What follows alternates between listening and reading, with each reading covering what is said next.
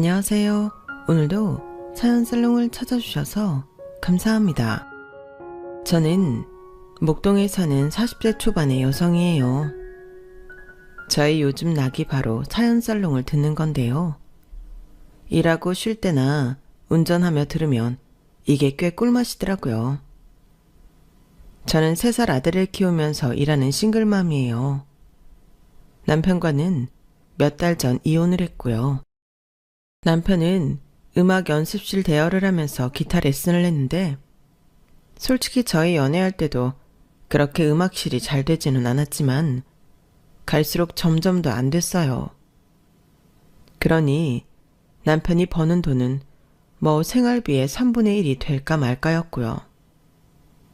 남편과 결혼할 당시에도 제가 남편보다 돈을 더 잘 벌었어요. 저는 IT 쪽 전문 직종이어서 프리랜서로 전환한 후에 회사 다닐 때보다 더 잘 벌게 됐어요. 사실 아빠는 제가 왜 남편하고 결혼하는지 이해를 못하겠다고 했고 친구들, 친척들도 다 반대했어요. 근데 콩깍지라는 게 정말 무섭더라고요. 저는 남편이 멋있어 보였고 뭔가 진짜 예술가처럼 느껴졌거든요. 남편을 만나게 된 건 친한 친구가 취미로 남편한테 기타 레슨을 받을 때였어요. 친구와 약속이 있어서 남편 연습실 겸 레슨실에 갔다가 저도 그렇고 남편도 둘 다 첫눈에 좋아하게 됐죠.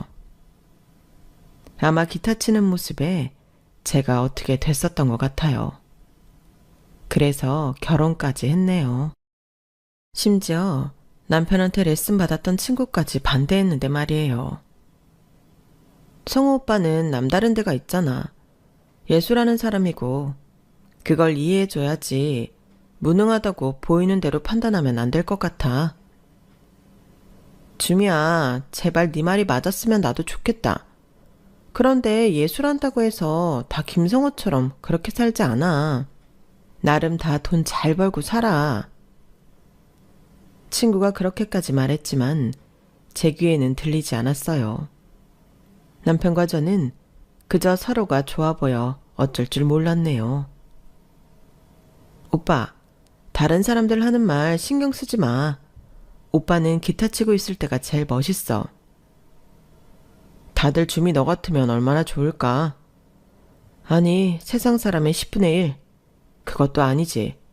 100분의 1만 나를 이해해줘도 좋겠어. 이제 내가 있잖아. 다른 사람 이해가 뭐 필요해? 우리가 서로 이해하고 잘 살면 되지. 그래, 맞네 네 말이.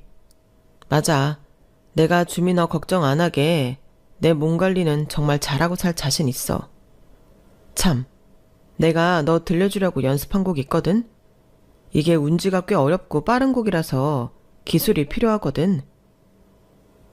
그렇게 저만을 위해 연주회를 하는 남편이 로맨틱하고 좋았어요. 저는 판교에 있는 회사를 다녔는데 제 분야에서 꽤 인정을 받고 있었어요. 연봉도 꽤 높았고 직책도 급이 있었고요. 저는 정규직이니 회사에서 나오는 인센티브에 여러 혜택도 있었기 때문에 남편이 좀 못 번다고 해도 크게 신경 쓸 문제가 아니라고 생각했어요. 저는 둘 다 꼭 돈을 많이 벌어야 된다는 주의도 아니었고 제가 잘 벌면 제가 먹여 살려도 된다는 게 평소 입장이었으니까요. 그러다가 아들이 태어나고부터 많은 게 변했어요. 아시다시피 육아라는 게 쉬운 일이 아니잖아요. 저는 엄마가 대학생 때 돌아가셔서 친정에는 아빠밖에 없었기 때문에 육아를 도와달라고 하기에는 어려운 점이 있었어요. 물론 남동생이 있기는 했지만 해외에서 공부 중이었고요. 한국에 있다고 해도 남동생더러 육아를 함께 해달라고 하기는 좀 무리가 있었죠. 눈에 넣어도 안 아프다는 어른들 말이 정말 맞는 게 아이 때문에 너무 힘들고 못 살겠다 싶어도 아들 얼굴만 보면 모든 게 다 잊혀지더라고요. 남편이 워낙 살림도 잘 못하고 서툰 게 많아서 아이를 안심하고 맡길 수도 없었어요. 그래도 저는 상냥한 남편의 좋은 점들만 생각하며 버틸 수 있는 데까지 버텨보자 하며 기를 쓰고 일을 하고 육아를 했네요. 남편은 그런 저를 걱정했어요. 주미야, 너 너무 힘든 것 같아. 도우미를 일주일 내내 쓰면 어때? 이러다가 몸 다 상할까봐 걱정이다. 어쩔 수 없지 뭐. 나도 무리하는 건 알고 있는데 지금은 새 프로그램 개발이 있어서 할 수 있는 만큼은 해야 돼. 오빠가 집안일 서툴고 어려워하는 거 아는데 우리 준서 신경 좀 써줘. 오빠가 잘 놀아주는 건 알지만 그래도 잘 좀 부탁해. 그건 걱정하지 마. 내가 준서한테 다른 건 못 해줘도 놀아주는 건 잘할 수 있어. 준서 보고 있으면 레슨 시간도 까먹는다니까? 고마워. 준서 걸어다니면서 활동 반경도 넓어지는데 오빠가 잘 봐줘서 다행이야. 생각해보면 아빠가 자기 자식 돌보는 게 당연한 건데 저는 왜 그렇게 고마워한 건지 모르겠어요. 하도 할 줄 아는 게 없으니까 그것만도 감지덕지 했던 것 같네요. 남편은 아이랑 있으면 기타 레슨 시간도 있는다고 말을 했지만 사실 그 무렵 남편한테 레슨 받는 사람은 정말 한 손에 꼽을 정도로 적었어요. 그럼에도 저는 그런 남편이라도 있는 걸 든든하게 생각했고 제 버팀목이라고 여겼죠. 하지만 시간이 갈수록 연습실을 대여해서 쓰는 사람들도 적어졌고 남편의 수입은 거의 없는 지경까지 이르렀어요. 코로나 때문이라고는 해도 정말 개미 눈물만큼도 나아질 기미가 보이지 않는데 남편은 태평하더라고요. 오히려 제가 연습실 월세에 유지 관리비 걱정을 하고 있었고요. 자기 연습실만이라도 챙기게 대리운전 같은 거라도 했으면 싶었지만 남편은 그러면 피곤해서 연습할 시간도 줄어서 힘들다고 울상이더군요. 게다가 대리운전은 밤에 많은데 잘못해서 사고라도 나거나 핸들 잘못 잡아서 손 다치면 안 된다는 거였어요. 저는 그만큼 남편이 기타 치는 걸 사랑하는데 굳이 험한 일을 시키는 게 맞나 싶더군요. 그래서 결국은 제가 연습실에 들어가는 모든 돈을 다 대주게 되었어요. 이게 한두 번이지 아무리 부부 사이라도 남편은 어디 가서 학생 하나라도 더 모집할 생각도 안 하고 어차피 올 사람만 온다며 아무것도 안 하고 태평하게 있으니 슬슬 화가 나더라고요. 그럼에도 저는 저만 믿고 있는 남편한테 싫은 소리 하면 가슴 아플까봐 꾹 참았어요. 저는 저 나름대로 부단히 노력하며 사는데 시어머니는 저한테 잔소리만 해댔고 자기 아들이 너무 잘난 줄 알더라고요. 주변에 무슨 대단한 기타리스트 있냥 떠벌리는데 솔직히 안 입고 왔죠. 그리고 집안일에도 간섭이 너무 심했고요. 얘, 우리 성호 요새 왜 저리 말랐냐? 성호 우리 집에 하나밖에 없는 아들이다. 집안의 기둥이라고. 그런데 저렇게 애가 기운 없어서야 되겠니? 네가 안 해봐서 모르는 거지. 음악한다는 게 보통 힘든 거 아니다. 거기 대고 손이 시누이가 말을 얻는데 말리는 시누이가 더 얄밉다고 저는 그 말이 더 듣기 싫었어요. 아우 엄마 또 성호 듣기 싫어 죽겠네. 아니 세상에 성호만 신경 쓰고 사나? 우리 제이 아빠한테 그 반만 신경 써봐. 장모님 껌뻑 죽으면 엄청 잘할 거야. 지금도 그이가 엄마한테 얼마나 잘하는데 그렇게 성호 그래? 야, 너랑 박서방 헤어지면 남이야. 암만 잘해도 지 피부치랑 같은 줄 아니? 그리고 성호가 잘 돼야 너도 더 남편한테 큰 소리 치고 살지. 내 말이 틀려? 아니, 성호가 잘 되면 성호 인생 좋은 거지. 내가 왜 그이한테 큰 소리를 쳐? 하여간 엄마 그 고리타분한 사고방식 좀 버릴 수 없어? 시끄럽다. 너 성호한테 뭐 하나라도 해줄 거 아님? 네 집에 가. 올케가 잘하면 이런 말이 안 나오잖아. 왜 나까지 기분 상하게 만들고 그래? 좀 잘해. 성호 잘 걷어 먹이라고. 밖에 나가서 일한다고 집안일 신경 하나도 안 쓰나 보네? 이러니 제 입장에서 신호가 좋을 리 없잖아요. 안 그래도 시자 들어가면 싫은 게 며느리잖아요. 시어머니는 거기에 또 보태느라 연습실까지 나오셔서 빗자루를 들고 설쳤어요. 그것도 제가 쉬는 날만 골라서요.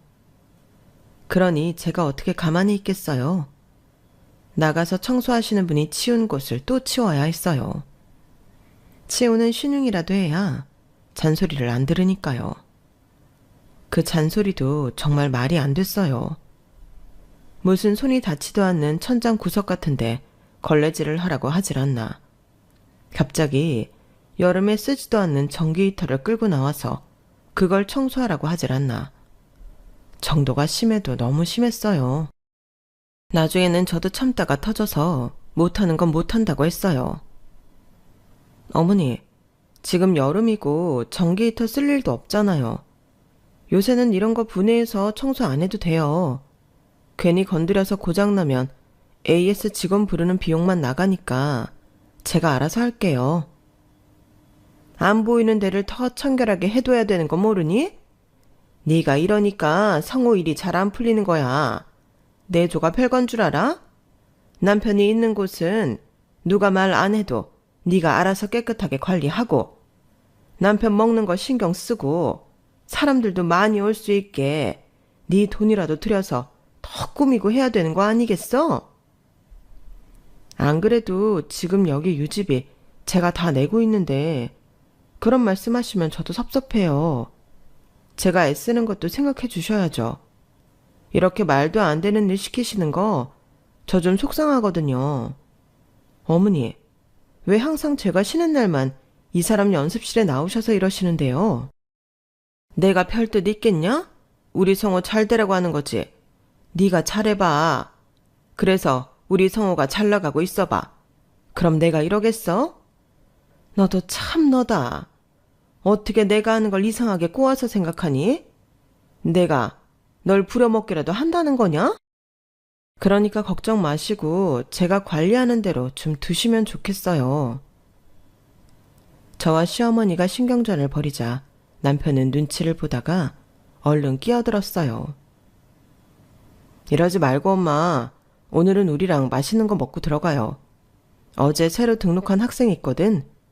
아주 기분 좋게 현금으로 내고 가더라고. 내가 쏠게. 쏘긴 뭘 싸? 아꼈다가 너 급할 때 써. 준서애미 네가 사라. 앞장서.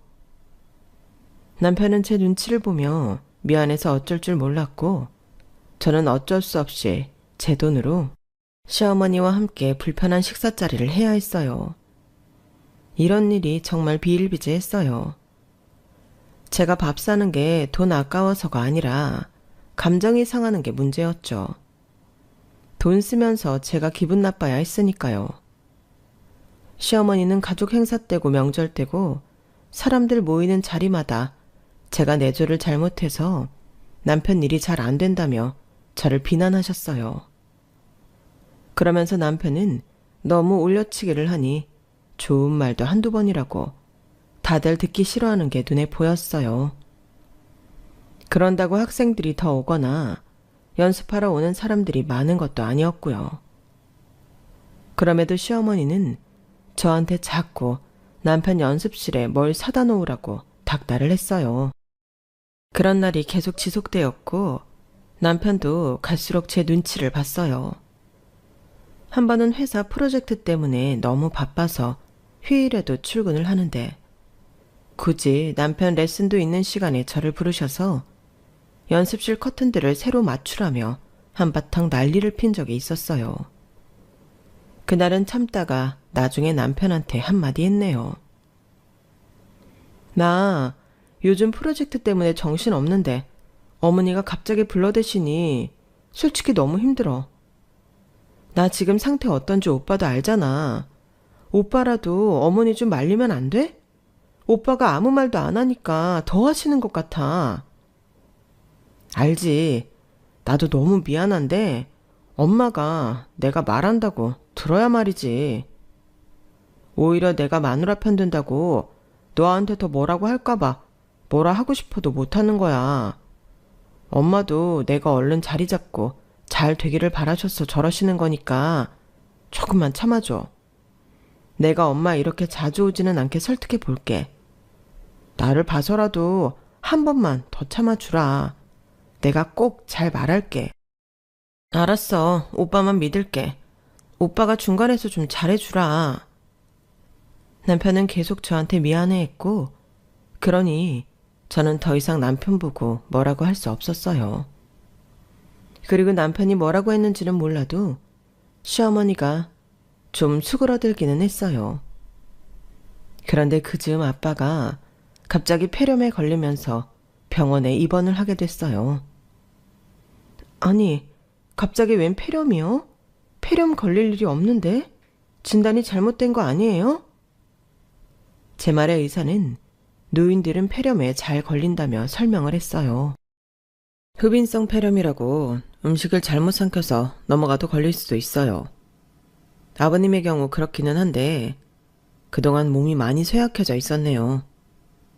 지금 잘 치료를 받으셔야 하니까 입원한 동안 검사도 잘 받으실 수 있게 따님께서도 한 번 더 말씀해 주세요. 저는 바로 아빠 병실을 1인실로 잡고 입원 수속을 밟았어요.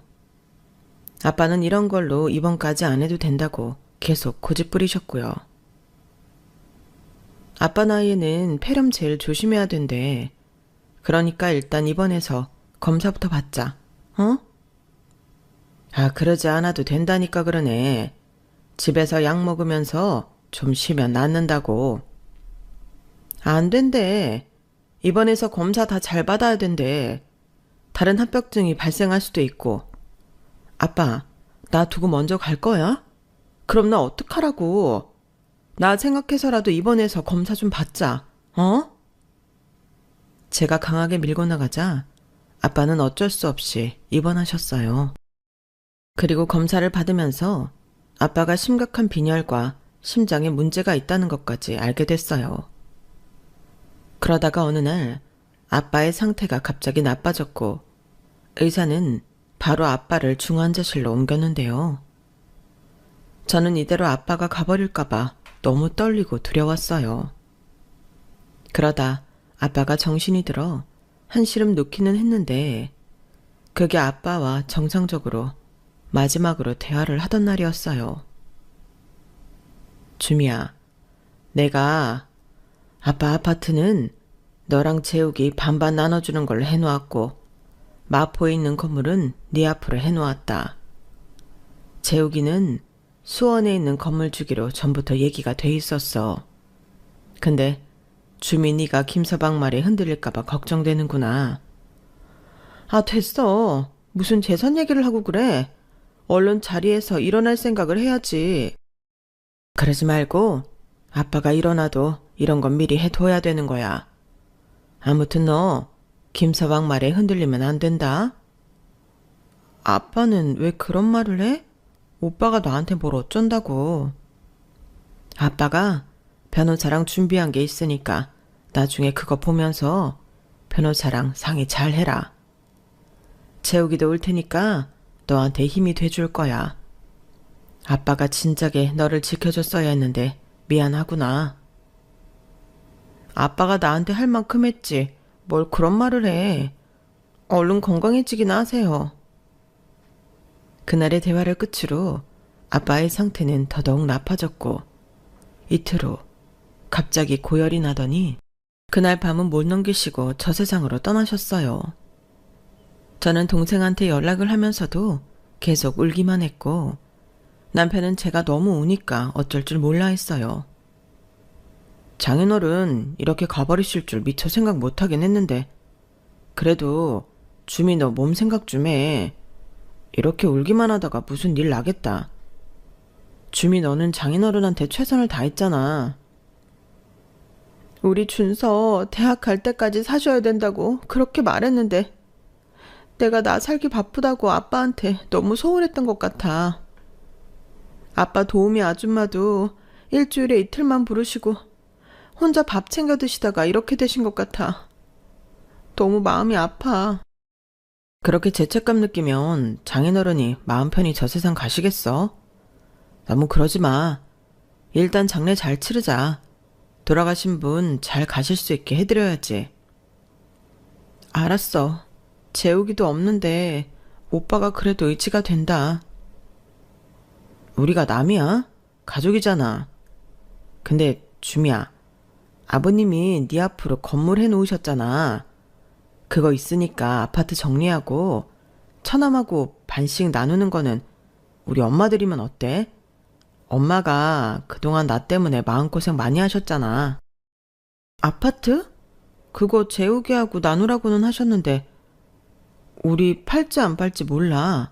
팔릴지도 모르겠고. 근데 그 돈을 왜 어머니들이라는 거야? 팔게 되면 우리도 현금 필요해서 갖고 있어야 되잖아.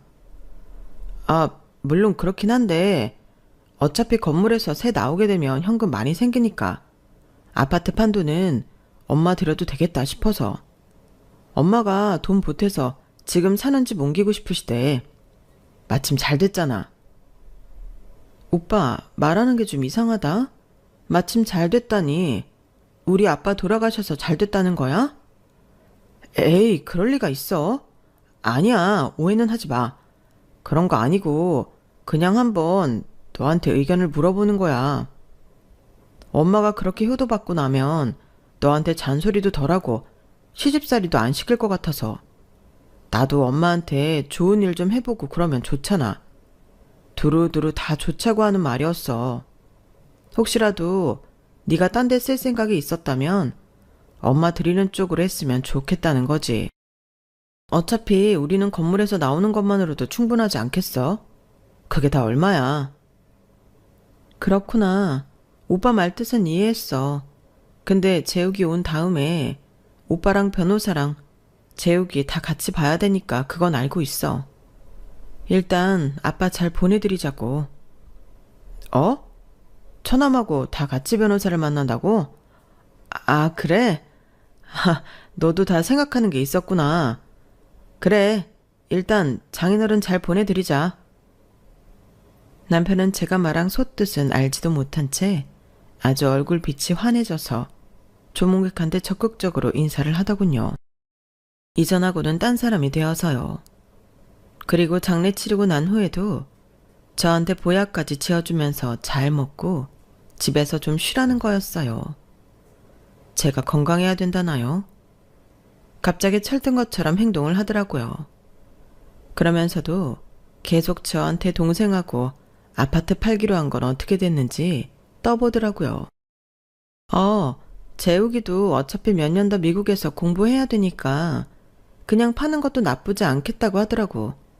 그래서 팔기로 했어. 그래, 잘 생각했어. 갖고 있어봤자 골치만 아프지 뭐. 안 그래? 미주 너는 좀 잘 챙겨 먹고 건강할 생각만 해. 오빠가 그렇게 말해주니 진짜 고맙네. 나 그래서 이참에 회사 관두려고 해. 그동안 너무 소진한 것 같아. 쉬면서 준서도 더 잘 돌보고 집안일도 좀 하고. 회사를 그만둔다고? 아, 그래? 왜? 뭐 불만이야? 왜 이렇게 반응이 떨떠름해? 아니야. 떨떠름할 게 뭐 있어. 그래. 누리한테는 건물이 있잖아. 주미, 너는 원하는 만큼 푹 쉬어도 돼. 엄청 봐주는 것 같다. 오빠는 맨날 쉬었으면서. 어째 너 말에 좀 가시가 있는 것 같다? 그렇게 들었어? 나는 별 뜻 없이 한 말인데. 오빠가 괜히 자격지심 있는 거 아니야? 아, 아니야. 나 그렇게 안 들었어. 알았어. 푹 쉬어 주미야.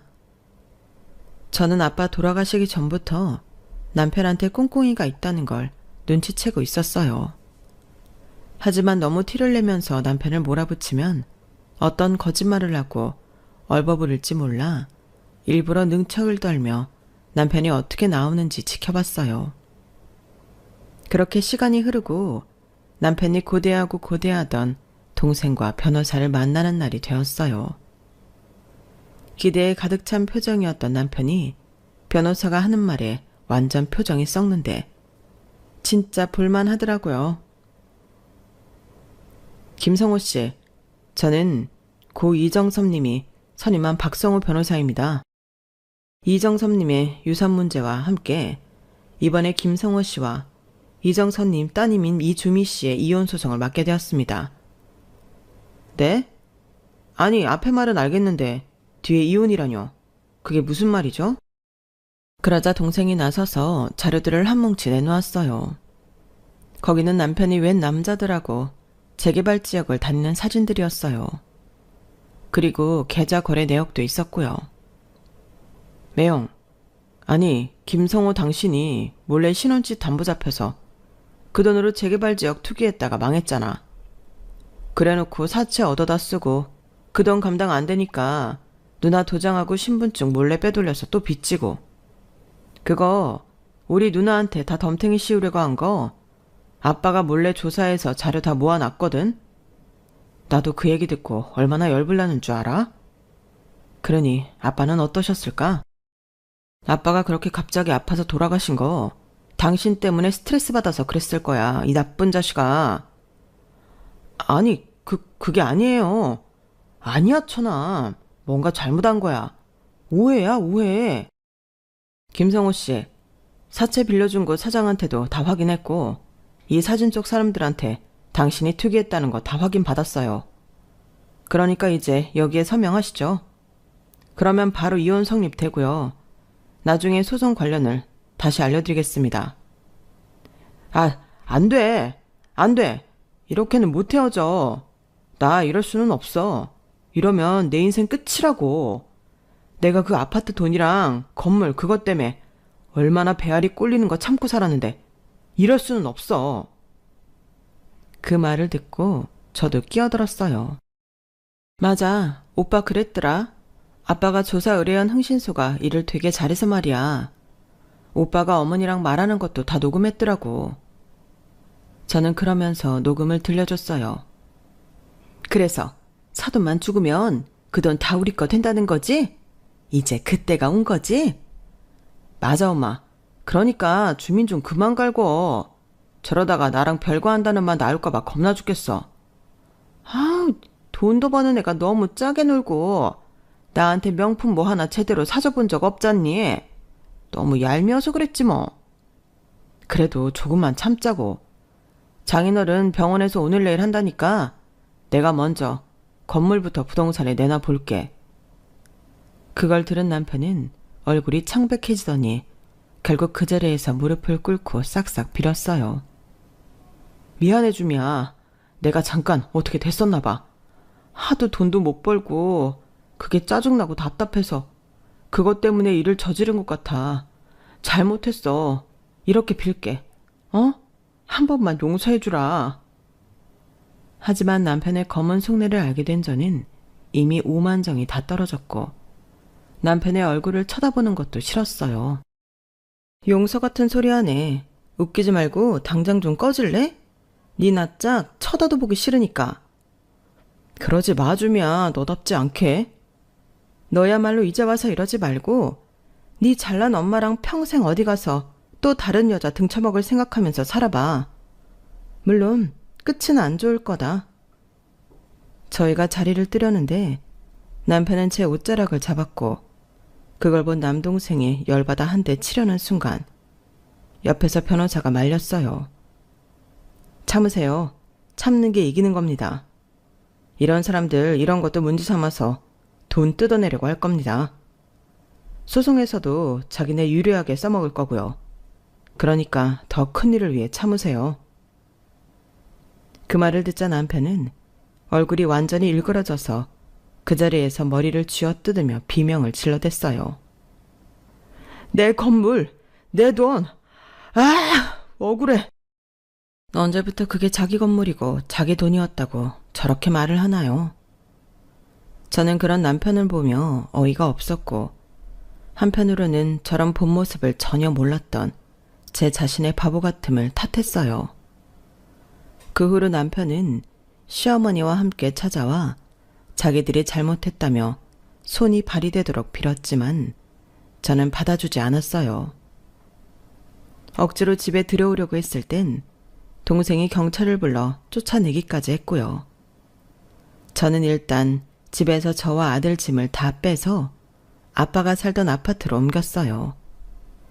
그리고 나서 다른 트럭을 불러 남편 짐을 모조리 빼서 쓰레기장에 내다 버렸죠.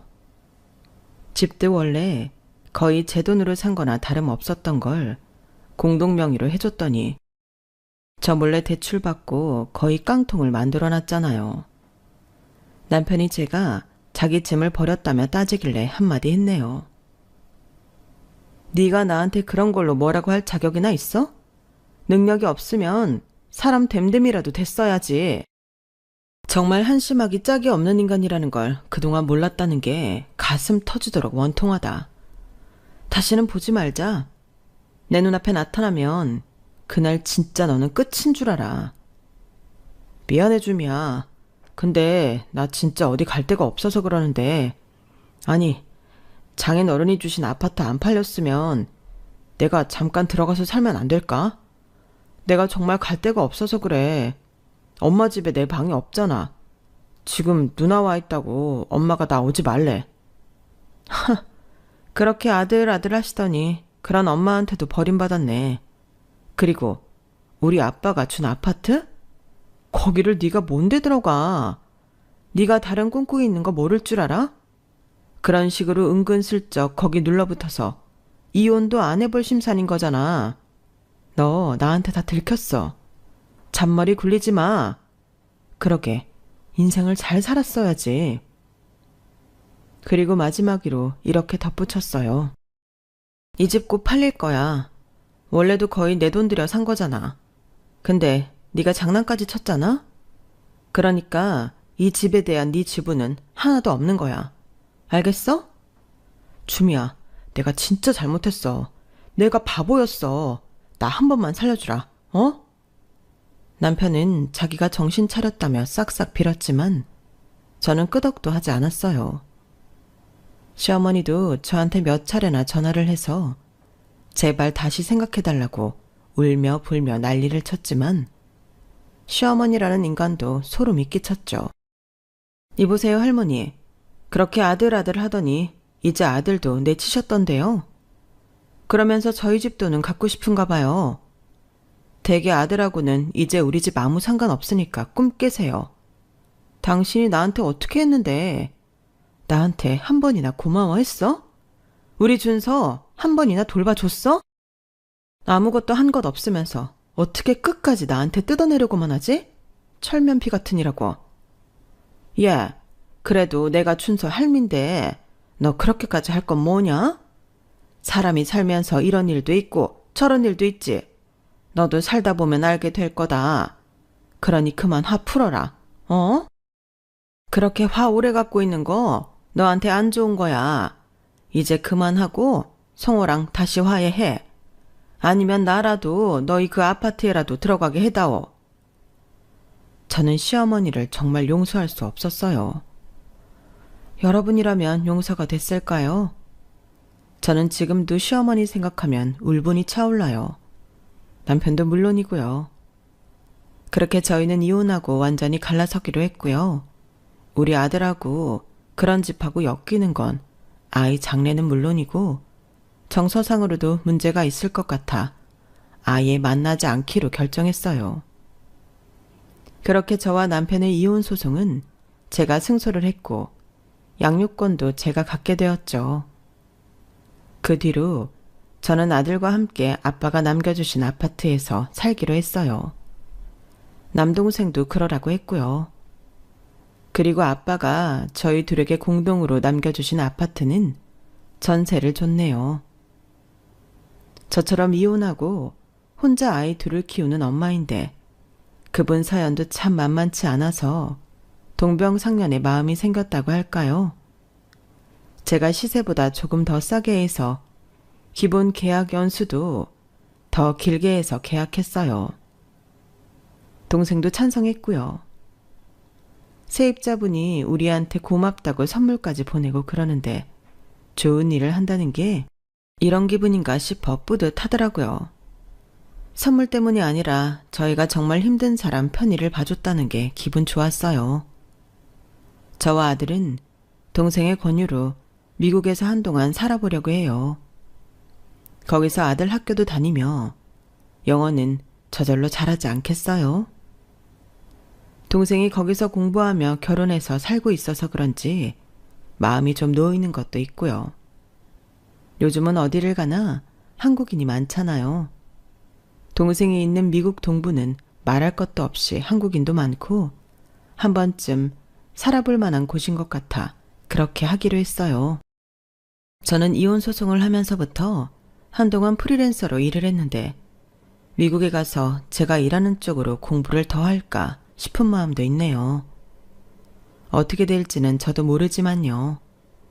이것도 아빠가 저희한테 유산을 넉넉히 남겨주셔서 가능한 일이라 매일 아빠한테 감사하는 마음으로 살고 있어요. 돌아가시는 그때까지 저를 위해서 너무 많은 걸 해주셨잖아요. 아빠가 아니었으면 저는 그 속 시커먼 모자한테 휘둘려서 재산 다 빼앗겼을지도 몰라요. 자기가 돈 함부로 다 털어먹고 저희 아빠 재산을 노렸다니 정말 끔찍한 인간 아닌가요? 그저 예술가로 살다 보니 세상 물정 모른다 싶었는데 말도 안 되는 인간이었어요. 저는 그래서 지금 아들하고 전 남편과 시어머니 절대 못 만나게 하고 있어요.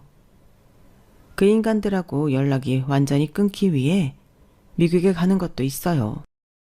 그렇게 몇 년 살다 보면 그 인간들하고는 영영 굿바이 할 수 있을 것 같네요. 저도 공부든 뭐든 하고 싶어서 벌써부터 이것저것 알아보고 있고요.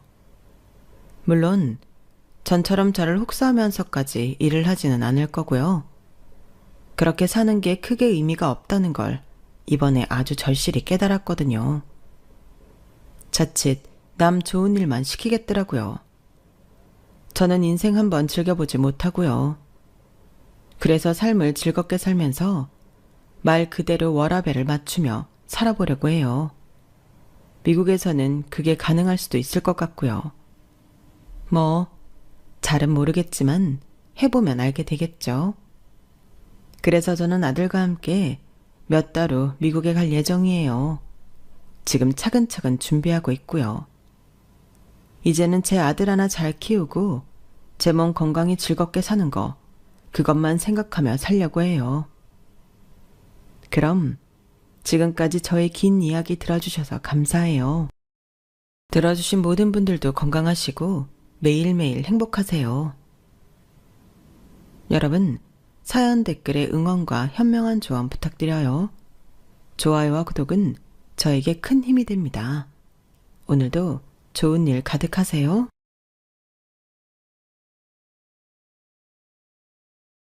안녕하세요. 오늘도 사연살롱을 찾아주셔서 감사합니다. 5년간의 결혼 생활을 마치고 이혼 2년차에 들어선 30대 여성입니다. 인생에는 3번의 기회가 있다고 하잖아요. 하지만 준비가 되지 않은 사람은 그 기회를 놓치기 마련이고 준비된 사람만 그 기회를 바탕으로 성공을 이루게 되는 것 같아요. 불과 몇 년 전까지만 해도 제 친정 부모님은 성공과는 먼 삶을 살아오셨어요. 가진 거 없이 맨손으로 시작해 가정을 이루고 어떻게든 자식들을 먹여 살리려고 갖은 노력을 했지만 살림은 나아지지 않았거든요.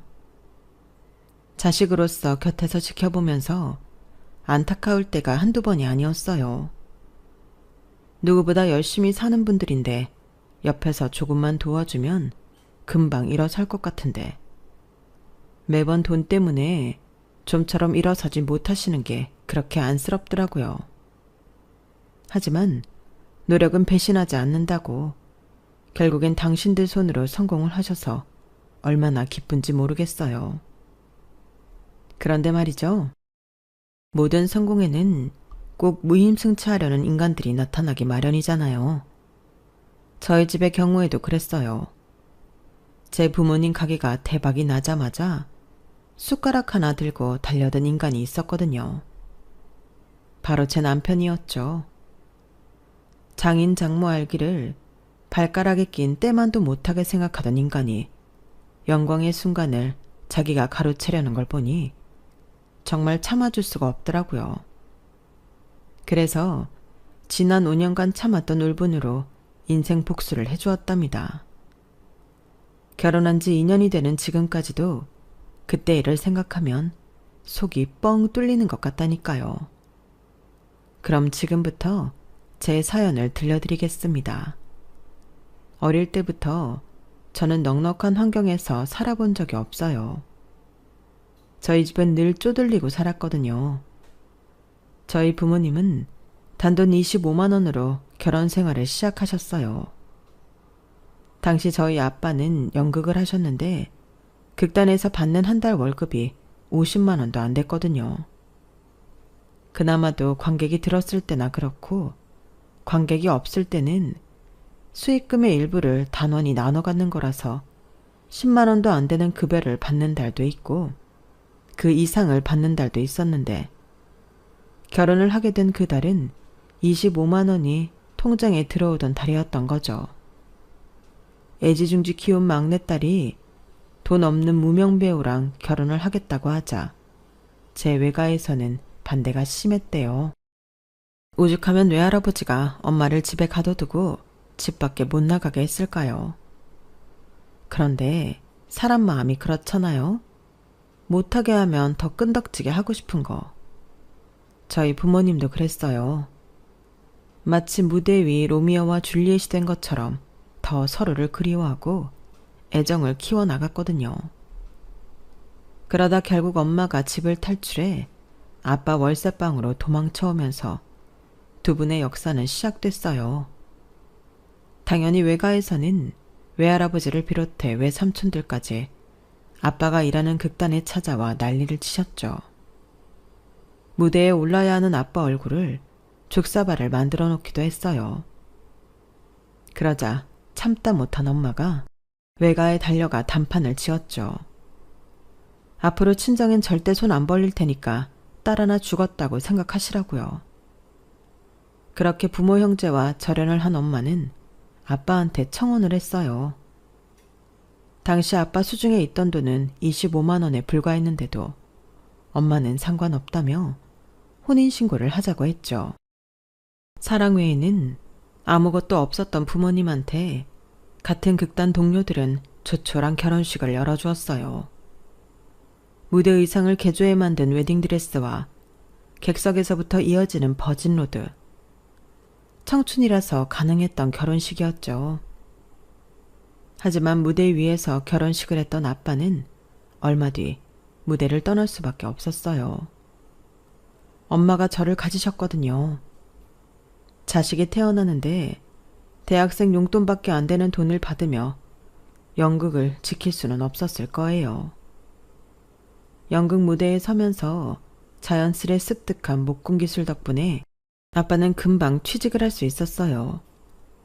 비록 공사판 일이었지만 연극을 하던 때보다는 훨씬 풍족하게 살 수 있었다더군요. 제가 젖을 떼면서부터는 엄마도 일을 시작했어요. 비록 대학 졸업은 못했지만 명문대 출신이라서 과외자리도 구할 수 있었거든요. 두 분이 안팎으로 열심히 돈을 번 덕분에 생활은 많이 안정되었지만 꼭 이럴 때 일이 생기기 마련이잖아요. 아빠가 공사장에서 낙상을 하는 바람에 다리를 비롯해 많이 다치셨고 보상금은커녕 반년 가까이 내리 쉬게 되면서 가세는 더 기울어 갔어요. 그런데 세상 일이 그렇잖아요. 꼭 사기꾼들은 사람이 힘든 순간 달콤한 말을 앞세워 접근하기 마련이니까요. 가장으로서 역할을 제대로 못해 자존감이 바닥을 치고 있던 그때 아빠 옆 병상에 누워있던 사람이 아빠한테 솔깃할 만한 제안을 한 거예요. 자기는 대학 근처에서 식당을 하는 사람인데 이제 돈도 벌 만큼 벌었고 이제는 좀 쉬고 싶다며 아빠한테 자기 가게를 인수하라고 한 거예요. 당장 돈이 없어서 보증금 마련이 어렵다고 하자 자기가 아는 곳에서 대출을 받게 해줄 테니 그 돈으로 보증금을 마련하라고 한 거죠. 당시 저희 아빠는 마땅한 직업이 없어서 대출을 받을 수 없는 상황이었거든요.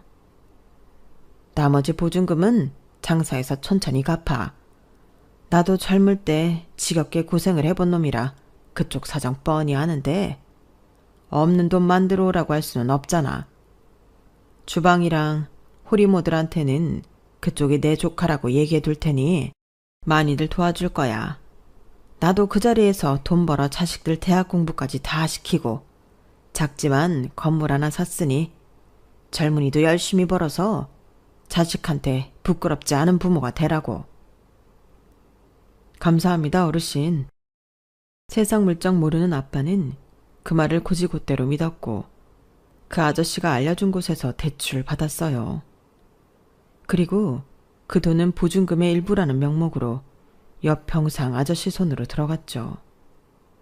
하지만 들뜬 마음으로 가게에 출근한 아빠는 청천벽력 같은 소리를 들었어요. 가게 주인이라던 사람이 알고 보니 가게와는 전혀 무관한 사람이었던 거죠. 그쪽도 그 인간한테 사기당했어요? 아휴, 이번 주만 벌써 몇 번째야. 그 인간 자기가 우리 가게 인수하겠다고 툭 하면 가게에 사람 끌고 찾아와서 주방이며 창고며 여기저기 들쑤시고 간 사람이에요. 금방 계약할 것 같아서 귀찮아도 잘 대해줬더니 아우 썩을 놈의 새끼. 그래놓곤 갑자기 연락을 뚝 끊더니 이 난리가 난 거지 뭐. 그쪽은 얼마나 뜯겼어요? 우리 가게가 생긴다는 생각에 대출도 받고 있는 돈 없는 돈 다 끌어모았던 엄마와 아빠는 그 자리에 주저앉고 말았어요. 그게 저희 부모님이 당한 첫 번째 사기였어요. 상황이 어떻든 대부 업체에서 빌린 돈을 갚아야 했던 아빠는 닥치는 대로 일을 해댔어요. 사금융권에서 한 대출이라서 이자가 어마어마했거든요. 잠자는 시간 외에는 일만 했다고 보면 될 정도로 아빠는 죽어라 일을 했고 3년을 꼬박 벌어서 그 돈을 갚았어요. 마지막 원금과 이자를 갚으러 갔더니 대부업체 사장이 그러더래요. 지금까지 이 짧은 기간 동안 이자의 원금까지 다 갚은 사람은 저희 아빠가 처음이라고요. 그러면서 앞으로도 지금처럼 열심히 살라고 아빠를 유명한 대박집에 연결해 주었어요. 그 식당에서 아빠는 7년 동안 일을 배우며 돈을 모았어요. 그러는 사이 저는 초등학생이 되었고 엄마는 마트에서 파트타임으로 일을 하셨어요. 아직은 제가 어려서 집에 혼자 둘 수 없었거든요. 그러다 제가 4학년이 되면서부터는 엄마는 정직원으로 일을 하게 되었고 그러면서 저희 집은 조금씩 사정이 나아졌어요. 그리고 기다렸다는 듯 아빠한테 기회가 찾아왔죠. 대박집 사장님이 아빠한테 분점을 내주시기로 한 거예요. 워낙 입소문도 많이 나고 장사가 잘 되는 집이라서 분점을 차리기만 하면 논하는 건 일도 아니었어요. 따놓은 당상이었으니까요. 그래서 저희 부모님도 어떻게든 분점을 하려고 애를 썼지만 문제는 돈이었어요. 대부업체 사장님이 대출을 해주겠다고 했지만 사금융 이자가 얼마나 무서운지를 이미 경험한 아빠는 거절을 하셨죠. 엄마도 그건 반대를 하셨거든요. 결국 눈앞에서 좋은 기회를 놓친 아빠는 그동안 모아놓은 돈으로 작은 식당을 차리셨어요. 대박집에서 7년이나 열심히 배운 기술이 있으니 맛으로 승부할 수 있을 거라고 믿었지만 결과는 처참했어요. 인건비를 줄이려고 엄마마저 직장을 그만두고 가게 일에 매달렸지만 엄마 인건비는커녕 가게 새도 안 나오는 실정이었거든요. 그래도 들인 돈이 있으니 쉽게 장사를 접을 수는 없고 무료 시식회도 열고 전단지도 뿌려가며 할 수 있는 모든 걸 했지만 결과는 별반 나아지지 않았어요. 그러는 사이 보증금도 거의 다 까먹고 하는 수 없이 가게를 접게 되었죠. 하필 제가 막 대학에 입학을 앞둔 시기라서 제 대학 등록금까지 겹쳐서 부모님이 많이 힘들어 하셨어요. 그래서 대학을 포기하겠다고 말씀드렸더니 아빠가 엄청 화를 내시더라고요. 지은아, 아빠는 4살 때 부모한테 버려져서 시설에서 자랐어. 살면서 내가 제일 부러웠던 거 뭔지 아니? 공부하라고 혼내는 부모님이었다. 시설에서 사는 동안 아무도 내 성적에 대해 관심이 없었거든. 내가 대학을 가든 고등학교를 중퇴를 하든 아무도 관심이 없었어. 내 부모가 아니었으니까. 앞으로 내 인생에 대해 상관없었으니까. 하지만 넌 아니잖니? 엄마도 있고 아빠도 있는데 어렵게 붙은 대학까지 포기한다는 게 말이 되니? 아빠는 배운 것도 없고 그래서 이 나이까지 이러고 살고 있지만 넌 달랐으면 좋겠다. 그러기 위해서는 배워야 돼. 대학 등록금은 걱정 마라. 아빠 아직 짱짱해. 뭐 하면 공사판에 다시 나가도 되고 가게가 없으면 포장마차 끌고 나가서 장사해도 돼. 그러니까 넌 아무 걱정 말고 공부나 해. 그게 엄마 아빠를 위하는 길이야. 모든 부모 마음이 그렇겠지만 저희 부모님도 제 학업을 위해서라면 뭐든 하실 분들이었어요. 결국 아빠는 가게를 정리하면서 남긴 집기와 재료를 들고 길거리로 나가셨어요. 요즘은 예전처럼 아무 데서나 장사를 할 수는 없고 노점 허가를 받아야만 장사를 할 수 있었어요. 얼마간의 교육을 받고 본격적으로 장사를 시작하게 되었죠. 제가 대학을 다니는 4년 내내 저희 부모님은 노점에서 장사를 하셨어요. 기온이 영하 20도 가까이 떨어지는 날에도 길 위에서 장사를 하셨고 낮 기온이 35도까지 오르는 날에도 불 앞에서 더위와 싸우며 장사를 하셨어요. 이런 부모님의 희생 덕분에 저는 대학을 졸업할 수 있었고 번듯한 직장에 취직도 할 수 있었죠. 취직이 되고 제일 좋았던 게 뭔지 아세요? 매달 월급이 들어온다는 거였어요. 그동안은 부모님이 돈 때문에 힘들어하시는 걸 알면서도 도움이 못 돼서 속상했거든요. 학생인 저로서는 장학금을 따거나 아르바이트로 용돈벌이 정도 하는 게 다였으니까요.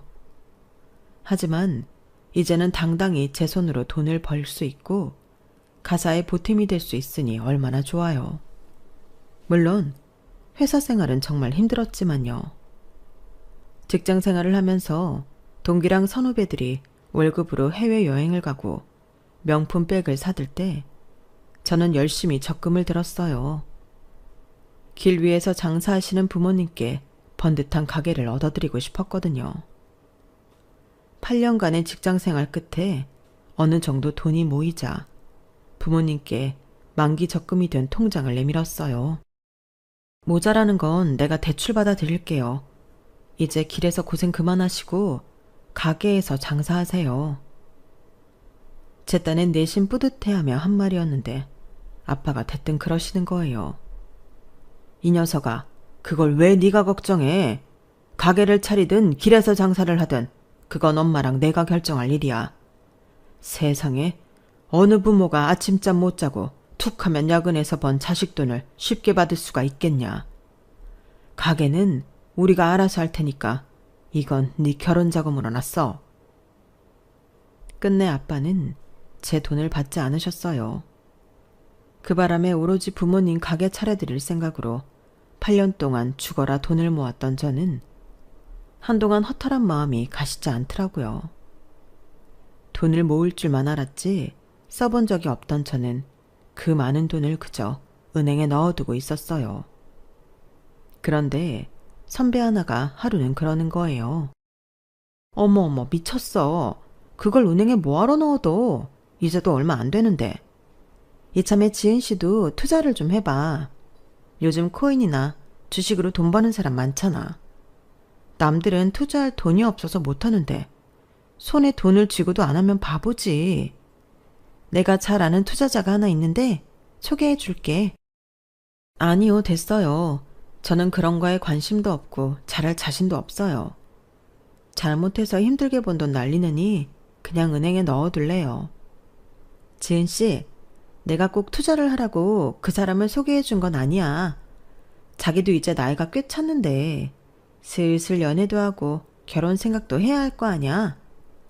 나도 지은 씨랑 비슷하고 능력도 있는 사람이야. 한번 만나보기나 해. 선배는 싫다는 저를 끝내 미팅 자리까지 내보냈어요. 상대 남자는 한눈에 봐도 자신감의 참모습이었어요. 인물이 좋은 것도 아니고 키가 큰 것도 아닌데 당당한 걸음걸이와 확신에 찬 말투가 꽤 신뢰감을 주는 사람이더라고요. 하지만 이성으로서 관심이 가는 타입은 아니어서 첫 만남 이후 연락은 하지 않았어요. 그랬더니 얼마 뒤 저희 회사로 찾아왔더라고요.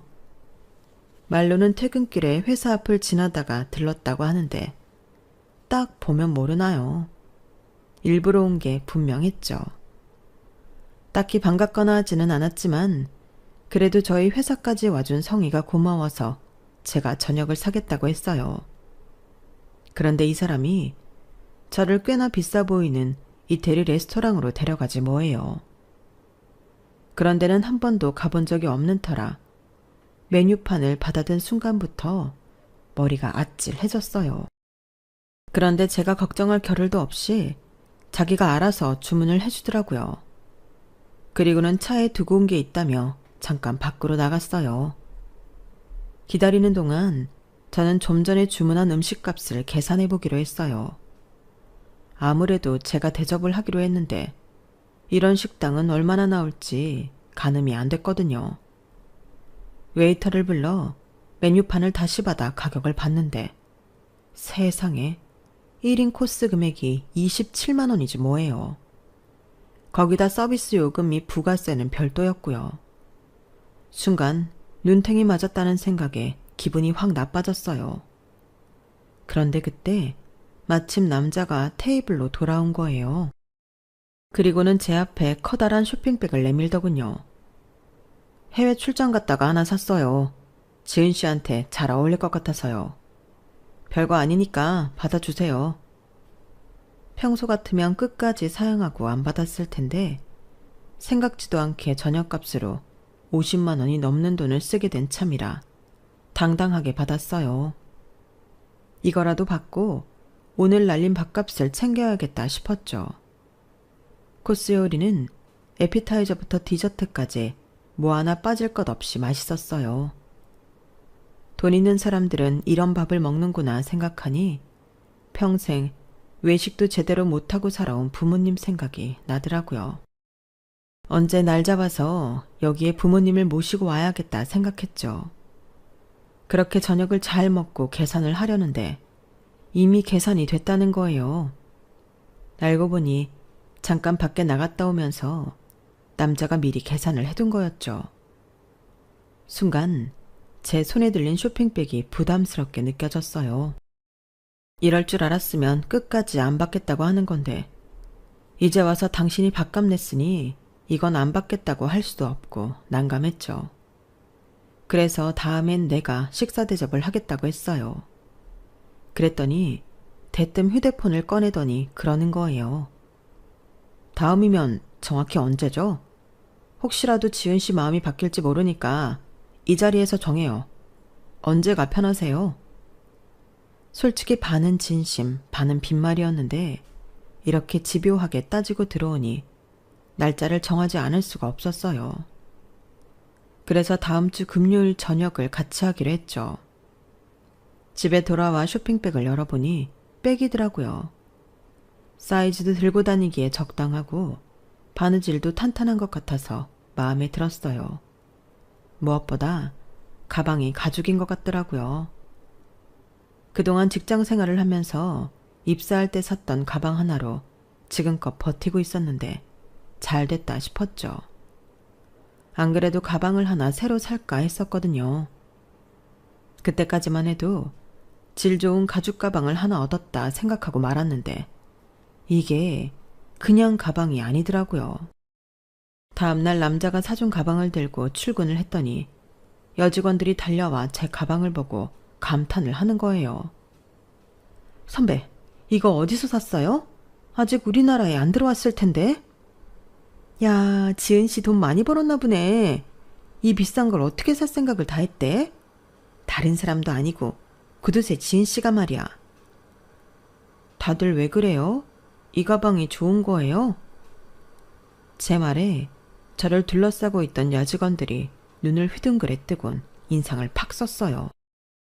지은 씨, 지금 몰라서 묻는 거야? 이거 명품이잖아. 그것도 아무나 못 사는 에르메스. 설마 모르고 산 거야? 못해도 2천 가까이 줬을 것 같은데? 네? 2천이요? 아니 무슨 가방이 그렇게 비싸요? 난 그저 출장 갔다가 샀다고 주길래 받았는데. 그 말에 여직원들 사이에선 난리가 났어요. 도대체 어떤 남자길래 출장 선물로 그 비싼 백을 사주냐고 말이죠. 모르면 모를까 백 가격을 알게 된 저는 그날 집에 돌아가자마자 백을 받았을 때 그대로 포장해서 쇼핑백에 담아뒀어요. 금요일에 돌려줄 생각으로요. 그런데 금요일 오전에 남자한테 전화가 와서는 회사에 일이 생겨서 오늘 약속을 못 지킬 것 같다고 다음에 다시 연락하겠다고 하더라고요. 그 전화를 끝으로 한 달이 넘도록 남자는 연락이 없었어요. 전에는 하루에도 몇 번씩 문자도 보내고 전화도 하던 사람이 말이죠. 그런데 참 이상하죠. 옆에서 귀찮을 정도로 말을 걸던 사람이 하루아침에 연락이 없어지니까 왠지 초조해지는 거예요. 우리가 딱히 사귀는 사이도 아니었고 그저 몇 번 만나 차랑 밥 정도 먹은 사이인데 말이죠. 그런데 이게 다 남자의 계략이었던 거예요. 연락이 없은 지 2달여 가량 지난 시점에 남자가 연락도 없이 저희 회사 로비로 찾아왔더라고요. 로비에 서 있는 남자를 보니 왜 그렇게 반갑던지. 연애할 땐 먼저 상대에게 애가 타면 지는 거라더니 제가 딱 그 짝이었죠 뭐. 2달 만에 다시 만난 남자는 별다른 설명 없이 서울 야경이 훤히 내려다 보이는 스카이 라운지로 저를 데려갔어요. 그리고는 사귀자고 하더라고요. 이미 지난 2달 동안 남자에 대한 마음이 커졌던 저는 마다할 이유가 없었죠. 그렇게 남자와 연애를 하는 동안 저는 정말 많은 선물을 받았어요. 옷, 백, 구두, 반지랑 목걸이는 수도 없이 받았죠. 당시엔 제가 명품에 대해 너무 몰라서 그냥 받았는데 이것들도 다 명품이었더라고요. 그것도 엄마 덕분에 알게 되었어요. 지은아, 너 요즘 씀씀이가 너무 커진 거 아니니?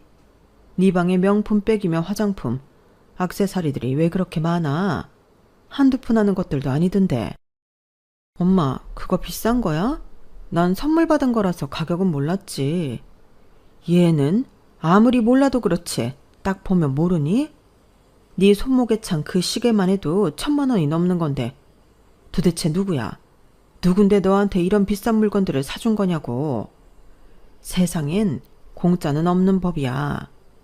그 비싼 걸 너한테 줬을 때는 그만한 이유가 있는 거라고. 정신이 멀쩡한 사람이라면 그 비싼 걸로 여자 꼬시지 않는다고. 엄마, 정훈 씨 이상한 사람 아니야. 투자회사에 다니는데 워낙 성과를 잘 내서 연봉도 높고 자기 자산으로 투자해서 돈도 많이 벌고 그래. 나한테 다른 의도로 선물하는 거 아니니까 걱정 마세요. 다 지난 일이지만 그때 엄마 말을 들었어야 했어요. 세상에 공짜는 없다는 그 말은 만고 진리였으니까요. 이후에도 남자친구는 제가 만원버스에 시달리며 출퇴근하는 게 안쓰럽다고 작은 차를 뽑아주었어요. 말이 작은 차지 그 역시 수입차로 가격이 어마어마한 거였죠. 솔직히 매번 명품에 비싼 선물들을 받다 보니 당시엔 물건의 가치에 대한 가늠이 되지 않았어요. 선물도 처음에야 부담을 느꼈지 매번 비싼 선물을 받아 버릇하다 보니 언젠가부터는 부담이 아니라 기쁨으로 변하더군요. 그동안 사회생활을 하면서 하도 돈을 안 쓰고 살아서 구두쇠란 별명으로 불리던 저는 하루아침에 신데렐라가 되어 모든 여직원들의 부러움을 사게 됐고 그게 싫지만은 않았어요. 어릴 때부터 내가 누군가를 부러워한 적은 있어도 제가 부러움의 대상이 된 적은 없었으니까요. 그렇게 단꿈에 빠져 있던 저는 그 남자와 결혼을 하게 되었고 유명 호텔에서 남부럽지 않은 성대한 식을 올렸어요. 하지만 그렇게 시작된 결혼은 얼마 지나지 않아 지옥으로 변해버렸죠. 제 남편이 돈을 잘 벌고 잘 쓰는 건 사실이지만 남편 씀씀이와 달리 저희 시댁은 형편이 그리 좋지 않았어요. 말 그대로 제 남편은 개천에서 난 용이었거든요. 대학 시절 때까지만 해도 학비를 못 내서 몇 번이나 휴학을 하면서 고학생으로 살았고 취직을 한 후에 운 좋게 큰 성과를 내면서 조금씩 돈을 만지게 된 경우였어요. 그렇게 번 돈을 종잣돈으로 코인에 투자를 하고 주식에 투자해서 엄청난 수익을 거둬들였고 회사 월급보다 자기 돈을 굴려 모은 돈이 몇 배나 될 정도로 투자를 잘 해나갔어요. 그 덕에 30즈음엔 자산이 50억이 넘게 불어났고 그 돈으로 여기저기 투자를 하기 시작했죠. 매달 들어오는 수익금만 해도 억대가 넘었으니 돈이 무서운 줄 모르고 물건을 살 때 돈이 아까운 줄도 모르게 되었어요. 하지만 그렇게 벌면서도 자기 부모를 챙길 줄은 몰랐죠. 솔직히 우리 부모가 나한테 해준 게 뭐 있어. 내가 자라면서 지질이 가난한 집구석에서 태어난 채로 얼마나 남들 눈치를 보고 살았는지 알아? 내가 2번이나 등록금 못 내서 휴학할 때 아버지가 뭐라고 했는지 알아? 송충이는 솔잎을 먹고 사는 거라고 나보고 대도 않는 대학 때려치우고 공장에 취직해서 돈이나 벌라더라. 그게 부모가 할 소리냐? 자식한테 해준 게 없으면 부모도 자식한테 바라면 안 되지. 남편은 시부모님께 쌓인 게 많았는지 좀처럼 시댁에 돈을 쓰려 하지 않았어요. 명절에도 바쁘다는 핑계로 저만 혼자 시댁에 보내거나 할 뿐 시부모님께 용돈 한 번 보내드린 적이 없었죠. 보다 못한 제가 남편 대신 시부모님 용돈을 챙기고 명절이며 생신 등을 챙겼어요. 자기 부모한테도 그러는 사람이 장인 장모한테 잘할 리가 없었죠. 그래도 내 남편인데 부모님한테 잘 보이고 싶은 마음에 저는 남편이 보내준 걸로 하고 용돈이며 선물들을 사보내곤 했어요. 사실 얼마 안 되는 용돈과 선물을 보내면서도 남편 눈치가 보이기는 하더라고요. 아무래도 제 돈이 아니었으니까요. 결혼을 하면서 퇴사를 했기 때문에 저는 남편이 주는 생활비로 가게를 꾸려나갔거든요. 자의에 의한 퇴사는 아니었고 회사 내에서 명예퇴직자 명단에 제가 들어가는 바람에 고민하던 차에 남편이 결혼 후에는 살림만 해줬으면 한다고 해서 못 이기는 척 퇴사를 해버린 거였죠. 결혼 후에도 남편 씀씀이는 줄어들지 않았고 그래도 매달 주는 생활비 액수가 상당했기 때문에 저도 딱히 불만은 없었어요. 그 일이 있기 전까지는요. 하루는 남편과 함께 부부 동반 모임에 나가게 되었는데 평소 자주 보던 사람들이 아니라서 저는 여자들 틈에서 겉돌고 있었어요. 남편 대학 동기들 모임에는 몇 번 나가봤지만 사회에서 만난 사람들 간의 사모임에는 처음이었거든요. 그 모임은 투자를 직업으로 하는 사람들과 그들에게 투자를 맡긴 사람들이 모여 만든 모임이었는데 그 안에서 제 남편은 꽤 유능한 금융맨이자 화끈한 투자자로 알려져 있었어요. 그래서인지 대학 동기들 모임에서보다 남편 목소리가 더 커지더라고요. 그런데 한참 사업 투자 얘기를 하던 남편이 뜬금없이 제 친정 얘기를 꺼낸 거예요. 부모복 없는 놈은 처가복도 없나 봐요. 어떻게 된 게 사방이 내 돈 빼먹으려는 인간들밖에 없어요. 장인 장모마저도 거머리 같은 사람들 만나서 매달 돈을 쪽쪽 빨린다니까요. 아휴, 이놈의 인생 역 같아서 정말. 남편의 말에 사람들은 제 눈치를 살폈어요. 방금 전까지 제게 웃는 얼굴로 대하던 사람들은 어색한 눈빛으로 저를 바라보기 시작했고 급기야 몇몇은 괜찮느냐고 남편분이 좀 취하신 것 같다며 위로 아닌 위로까지 하더군요. 그날 대리기사를 불러 집에 돌아오는데 남편이 차 안에서 그러는 거예요. 야, 인상 풀어. 내가 맨날 너한테 가져다주는 돈이 얼만데 감히 내 앞에서 똥 씹은 표정이야. 남의 돈을 받아 처먹으려면 더럽고 치사해도 그 앞에선 웃는 낯으로 대해야 되는 거야. 돈 받았으면 돈값을 하라고. 남편은 마치 저를 돈 받고 일하는 사람 대하듯 한 소리를 해댔고 눈미러로 저와 눈이 마주친 대리기사님은 난처한 표정으로 고개를 돌리더군요. 그날부터 제 가슴 속에는 이혼에 대한 열망이 높아졌어요. 굶고 살아도 저런 인간 돈으로 살고 싶지 않았거든요. 그런데 가만 생각해 보니까 내가 남편한테 그런 대접을 받으면서 고개 숙일 이유가 없더라고요. 비록 제가 밖에서 돈을 벌지는 않지만 집에서 가사노동은 하고 살잖아요. 더러운 남편 비위 맞춰가며 시댁 살림도 챙기고 있고요. 그깟 몇 푼 안 되는 돈, 내 친정 부모님께 용돈 드리는 거야. 내 가사노동비에서 떼어드린다 생각하면 문제도 아닌 거였어요. 생각을 바꾸니 남편 앞에서 주눅이 들어있던 마음이 조금은 나아지더군요. 그래, 이혼할 때 하더라도 내가 살 궁리는 해놓고 하자 싶어서 남편 몰래 아르바이트를 시작했어요. 직장 다닐 때 사수였던 분이 독립해서 회사를 차렸는데 정직원 외에 프리랜서도 고용해 쓰기도 한다더라고요. 그래서 그 일을 제게 달라고 했어요. 큰 돈은 아니었지만 일감이 있을 때마다 목돈이 들어오니 자투리 시간을 할애해서 일하는 것 치고는 벌이가 꽤 쏠쏠하더라고요. 집안일은 집안일대로 잘 이어가고 있으니 남편도 제 부업에 대해서는 알 리도 없었고요.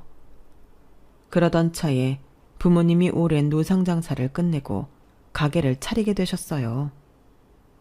그동안 열심히 모은 돈으로 차린 가게인 만큼 부모님께는 꽤 의미가 있는 창업이었죠.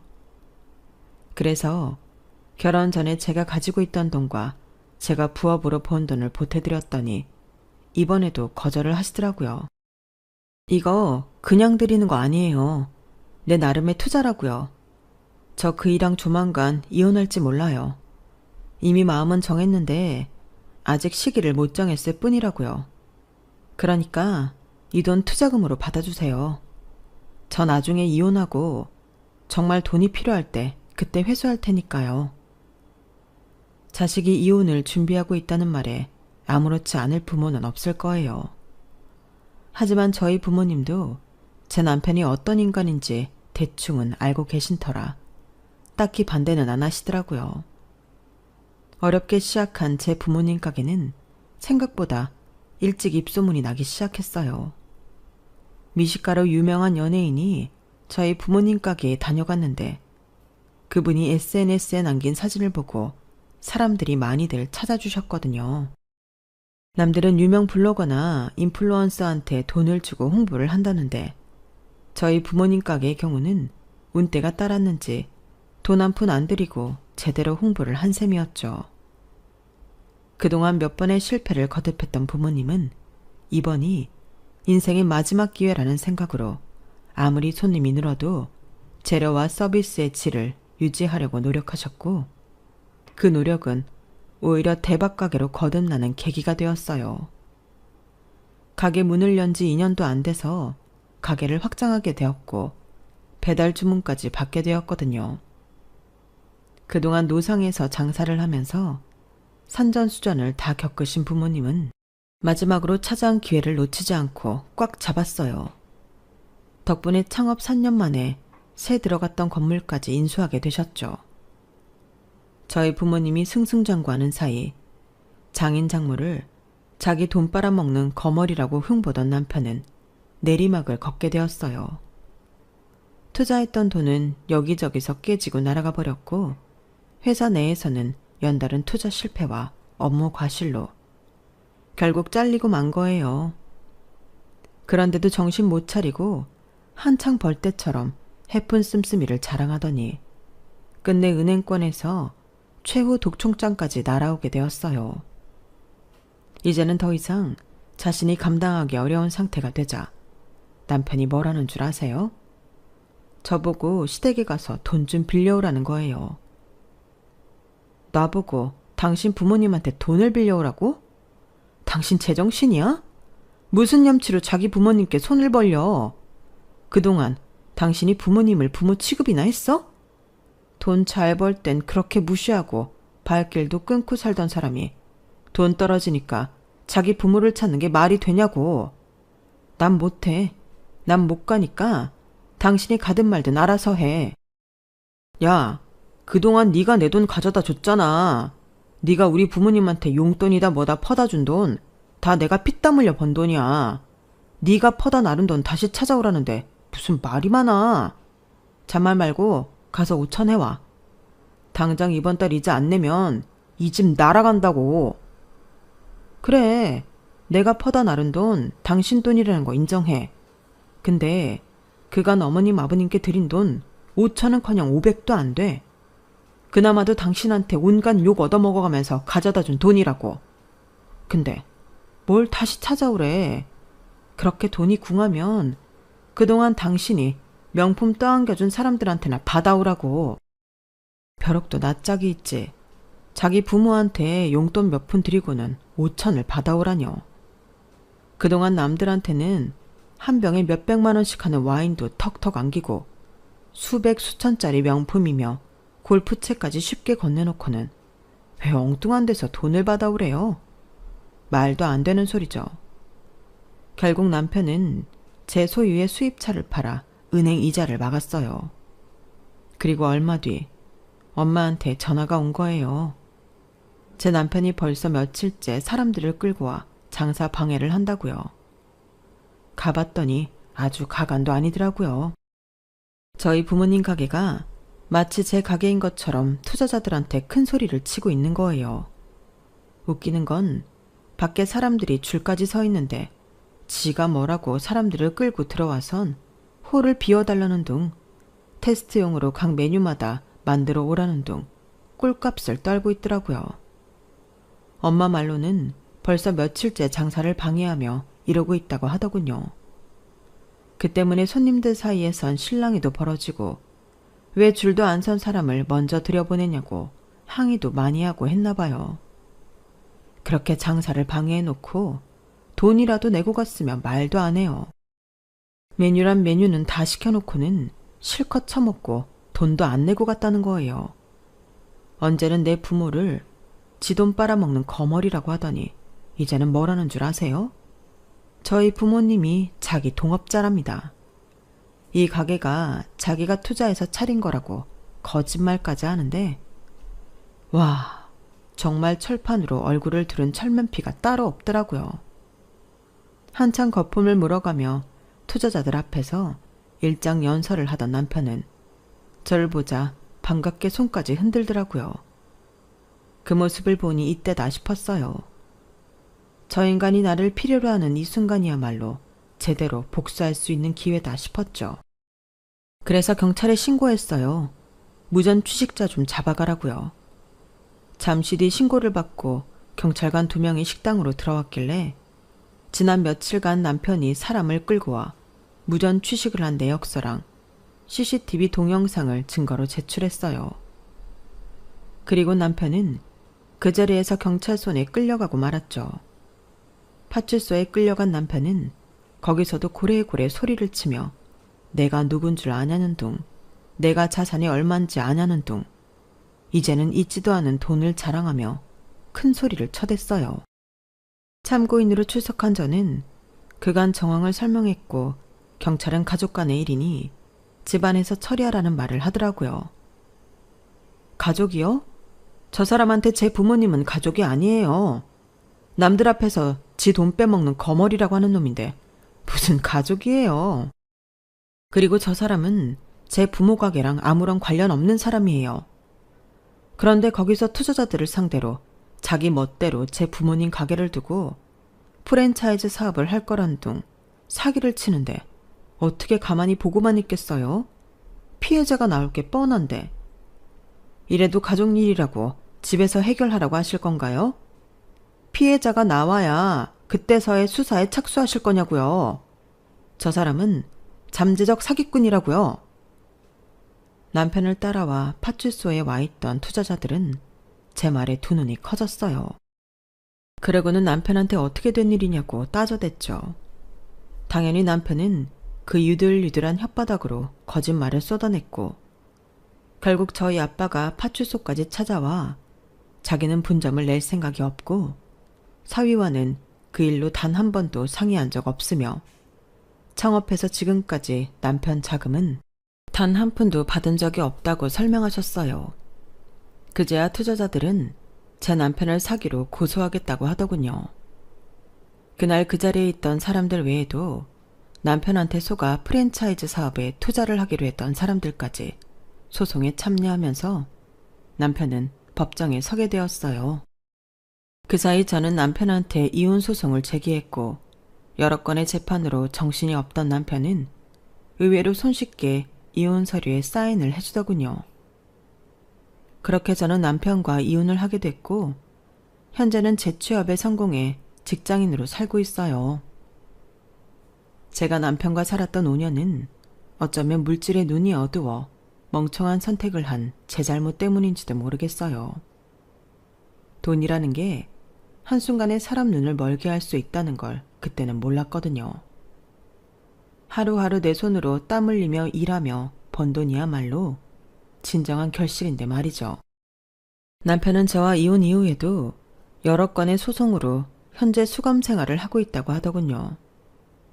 가족도 나몰라라 하고 돈 외엔 아무것도 보지 못하던 남편은 결국 가족들한테 버림받고 곁에 아무도 없이 외롭게 살게 된 거죠. 세상엔 공짜가 없다는 엄마의 말을 이제야 가슴 깊이 새기게 된 저는 앞으로 내 힘으로 떳떳하게 살아갈 생각입니다. 남의 돈으로 이룬 성공은 내 자신을 병들게 할 뿐이니까요. 지금까지 제 사연을 들어주셔서 감사합니다. 항상 기쁜 날 되시고 행복하세요. 여러분, 사연 댓글에 응원과 현명한 조언 부탁드려요. 좋아요와 구독은 저에게 큰 힘이 됩니다. 오늘도 좋은 일 가득하세요.